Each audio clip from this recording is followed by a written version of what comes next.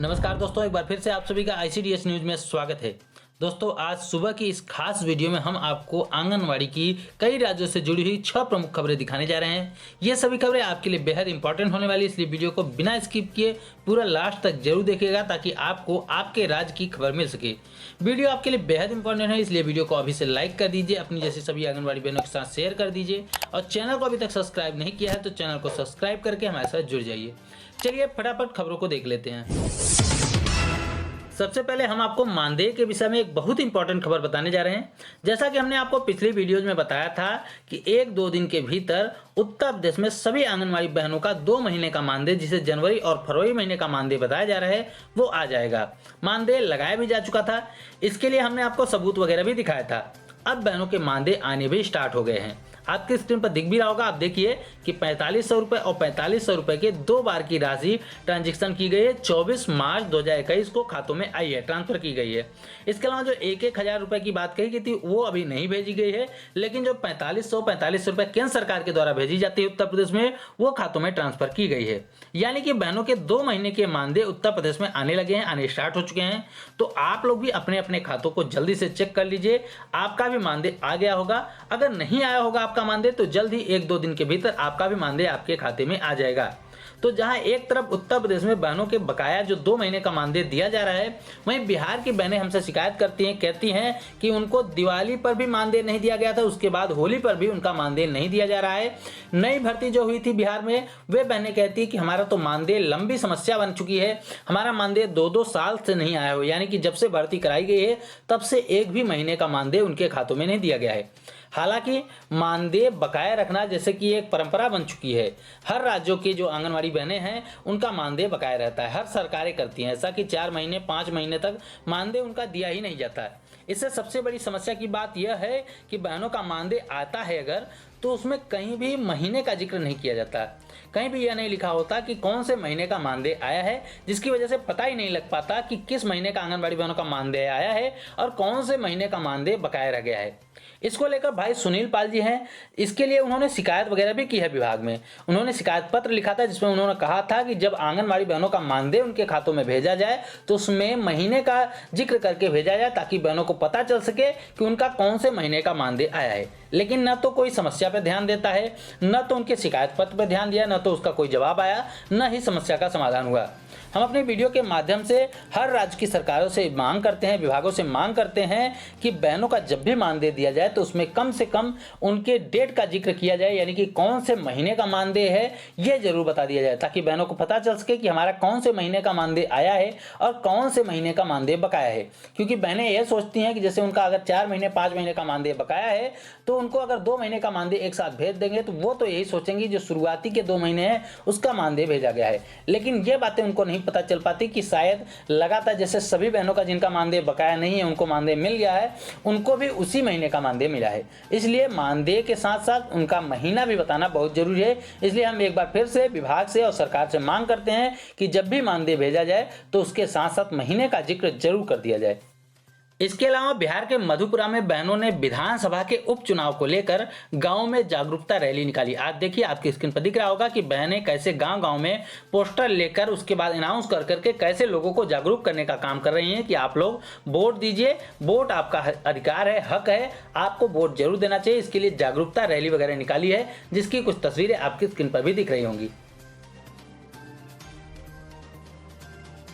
इसके अलावा और भी महत्वपूर्ण खबर निकल के सामने आ रही है उत्तर प्रदेश से कि आपकी स्क्रीन पर पेपर कटिंग दिख रही होगी। आप देखिए कि यहाँ पर लिखा गया है कि 5300 पदों पर जल्द होगी भर्ती प्रक्रिया। इसमें आपको बता दें कि यहाँ पर कहा गया था कि 2-3 दिन के भीतर ये भर्ती प्रक्रिया स्टार्ट कर दी जाए, इसके लिए विज्ञापन वगैरह जारी कर दिए जाए जिलेवार। उसके बाद यहाँ पर बताया यह भी गया था कि 45 दिनों के भीतर यह भर्ती प्रक्रिया करा दी जाए, इसके लिए निर्देश दिए गए थे। लेकिन यहाँ पर बताया गया था कि 5300 पदों की भर्ती कराई जाएगी। लेकिन इसके पहले जब विज्ञापन निकाला गया था, पेपर में खबर छपी थी कि यहाँ पर बताया गया था कि बाल विकास विभाग के थ्रू उत्तर प्रदेश में 53,000 आंगनवाड़ी के पद भरे जाएंगे। आंगनवाड़ी सेविका, सहायिका, मिनी बहनों के पद मिलाकर कुल 53,000 पदों पर भरा जाएगा। लेकिन यहाँ पर आप देखिए कि खबर में बताया गया है कि 5300 पदों को भरा जाएगा, यानी कि काफी ज्यादा भेद है। 1000 नहीं, 2000 नहीं, सीधे सीधे आप देखिए कि कितने ज्यादा का अंतर है, 10 गुने का अंतर है। यहाँ पर 5300 की बात कही जा रही, जबकि पहले खबर में छपी थी कि 53,000 पदों पर भर्ती कराई जाएगी। उसके बाद फिर से खबर छप रही है, आप देखिए कि यहाँ पर बताया गया है कि 53,000 पदों पर ही भर्ती कराई जाएगी। इसके लिए भी जानकारी दी जा रही है कि 53,000 पदों पर भर्ती आसान नहीं होगी, यानी कि फिर से बताई जा रही खबर में यही बताई जा रही बात कि 53,000 पदों पर भर्ती होगी। तो यहाँ पर विभाग स्पष्ट करे कि कितने पदों पर भर्ती होगी, 53,000 पदों पर भर्ती होगी या फिर 5300 पदों पर भर्ती होगी, क्योंकि इसमें काफी ज्यादा अंतर है। 100, 200, 300, 1000 पदों का अंतर नहीं है, यहाँ सीधे सीधे 10 गुना पदों का अंतर है। इसलिए विभाग को इस पर स्पष्ट करना चाहिए, सीधे एक लेटर जारी करके या जिस भी तरीके से संभव हो सके उसको बताना चाहिए कि कितने पदों पर भर्ती कराई जाएगी। आपको भर्ती के बारे में बता दें कि ये भर्ती कैसे कराई जाएगी। तो आपको बता दें कि भर्ती जो प्रक्रिया होगी वह मेरिट के आधार पर कराई जाएगी। मेरिट कैसे बनेगी, आपको इसके लिए भी जानकारी दे दें कि जो आपका हाई स्कूल, इंटर और ग्रेजुएशन के मार्क है, परसेंटेज नंबर होता है जो, उसमें 10 से भाग किया जाएगा। उसके बाद जो प्राप्तांक होगा, जो अंक आया होगा, उसको जोड़कर मेरिट बनाई जाएगी। इसमें ग्रेजुएशन के बाद, यानी कि अगर आप पोस्ट ग्रेजुएशन है, एमए पास हैं या फिर एमकॉम है, कुछ भी किए हैं, यानी कि ग्रेजुएशन के ऊपर की डिग्री अगर आपके पास है तो उसके अंक जोड़े नहीं जाएंगे। यानी कि सिर्फ हाई स्कूल, इंटर और ग्रेजुएशन के अंकों का 10/10 कर दिया जाएगा।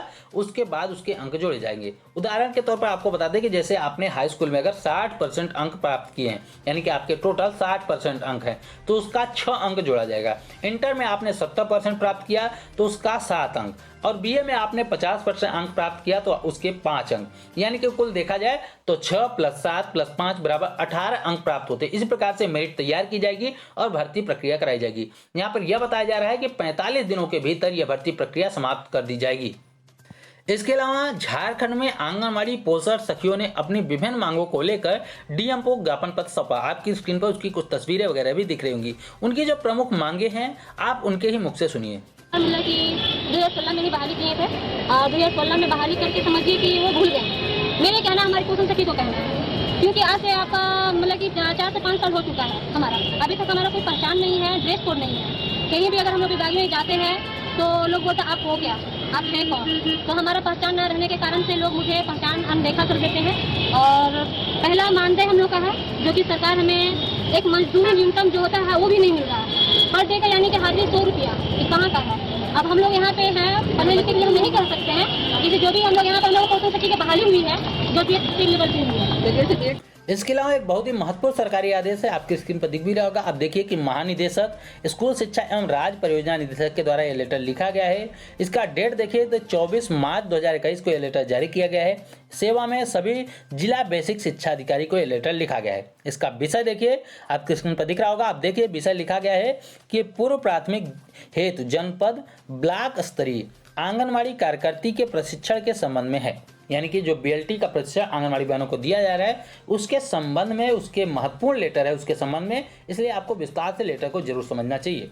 आइए विस्तार से आपको लेटर बताते हैं। यहाँ देखिए लिखा गया है कि कृपया राज्य परियोजना कार्यालय के पत्रांक संख्या वगैरह की बात कही गई। यहाँ पर बताया गया है कि 11 नवंबर 2020 का संदर्भ ग्रहण करने का कष्ट करें, जिसके अनुसार जनपद एवं ब्लॉक स्तर पर आंगनवाड़ी कार्यकर्तियों के प्रशिक्षण हेतु दिशा निर्देश दिए गए थे।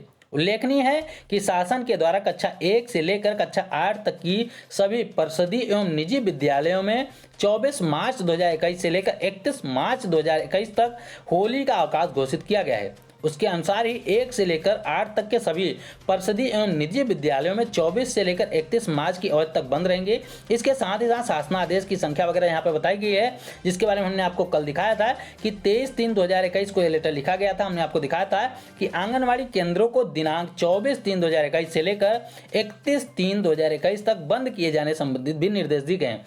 यानी कि स्कूल तो बंद ही रहेंगे, साथ ही साथ आंगनवाड़ी केंद्रों को भी बंद किया जाएगा।